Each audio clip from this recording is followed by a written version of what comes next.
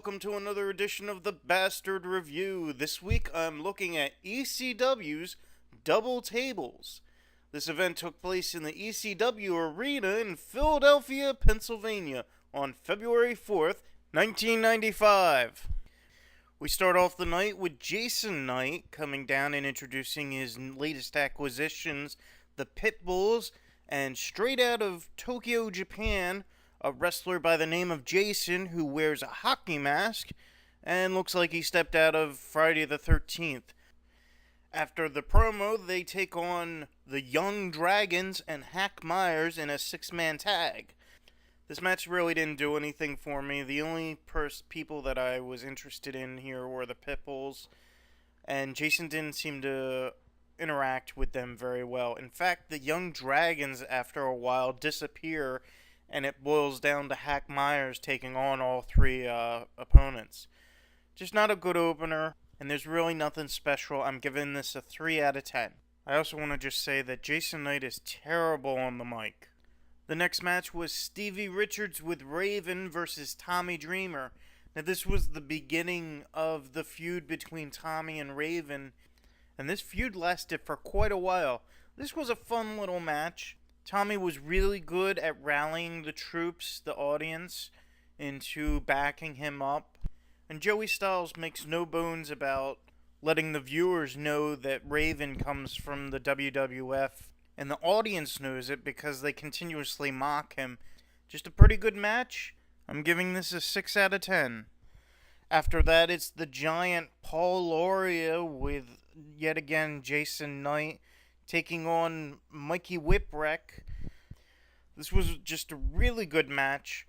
Mikey Whipwreck's always been a favorite of mine. He represents the underdog, the person that you don't expect will win, and yet overcomes so many odds. And the great thing is he can wrestle. If you put him up against someone who also can wrestle, you're going to get an entertaining match, and that's what you get here with Paul Lauria. Paul's not a very well-known wrestler, and I don't think he did much afterwards. But that's a shame, because this was a great match and it was worth watching. I'm giving this a 7 out of 10. The next match is Ian Rotten versus Axel Rotten. You'll remember from my last video that they comprise the tag team of the Bad Breed. The storyline here is that the Bad Breed took on the Pitbulls, and the losers of the match would have to split up. Well, the Bad Breed lost, and therefore they had to split up, and after the match, I believe Ian attacked Axel, and that led to this match. This was nothing more than a brawl. In the first 5 minutes, Ian's busted open and bleeding all over the place. But damn, was it fun to watch! Come on, you gotta have brawls every once in a while. And this was a great one. I'll tell you right now, if you don't like the sight of blood, you're gonna want to skip over this one.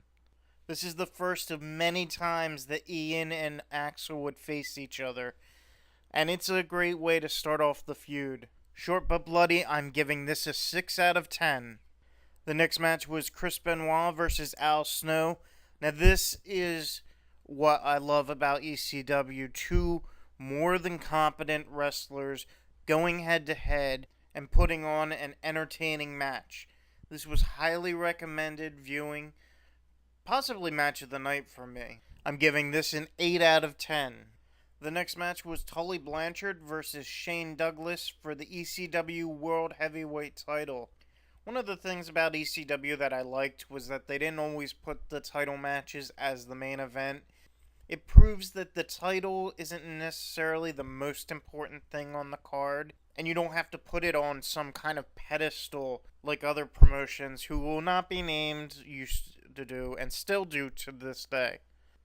This was an okay match. Tully seemed to be at a low point in his career. He was pretty much in semi-retirement, on his way to retirement, and just didn't seem like a threat to Shane Douglas's title reign. That being said, it was still a really good match. It just didn't feel like a title match, or what should be a title match. I'm giving this a 7 out of 10.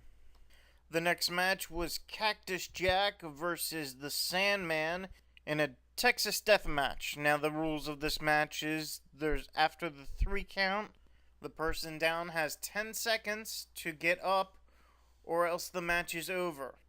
This was an okay match. Not a fan of Sandman. It's nice to see Cactus Jack, but really there's nothing important going on here.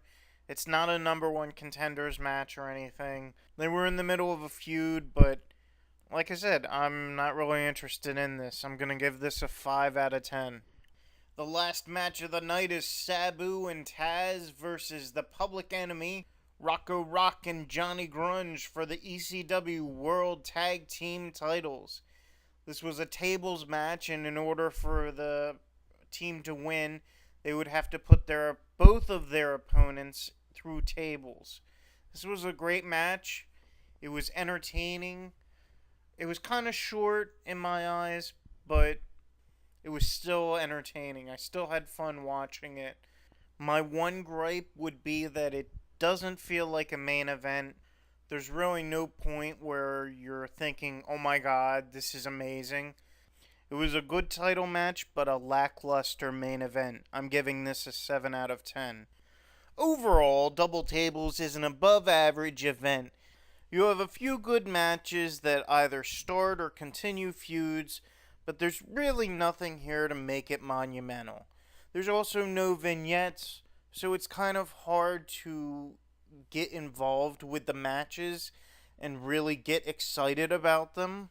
It's worth watching if you're a fan of ECW, but if you're looking for wrestling, there's only a couple matches worth watching. Thank you for listening, and please tune in again to another edition of the Bastard Review when I review another wrestling DVD or video in my collection. I'm the